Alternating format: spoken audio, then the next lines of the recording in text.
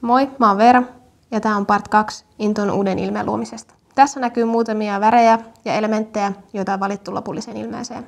Tässä mä rakentelen muutamia erilaisia pohjia somekäyttöön ja muuhun materiaaliin. Tässä näkyykin jo tuttuja elementtejä ensimmäiseltä vedoskierrokselta, missä grafiikka leikkaa kuvaa. Nämä henkilökuvat on Inton omia kuvia ja näissä näkyy Inton työntekijöitä.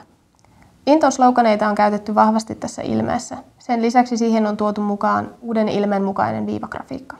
Otsikkofontiksi on valittu tyylikäs ja selkeä fontti, jota käytetään versaalein kirjaimin lausahduksissa, otsikoissa ja graafisina elementteinä. Tässä mä rakentelinkin jo sitten graafista ohjeistoa Intolle. Graafinen ohjeisto sisältää ohjeet ja suuntaviivat uudelle ilmeelle. Tein graafiseen ohjeistoon myös muutaman mockupin, josta näkyy, miten ilmettä voi sitten todellisuudessa käyttää. Tässä olisikin vielä muutamia maistiaisia uudesta ilmeestä. Mitäs sä pidät? Kommentoi ja tykkää!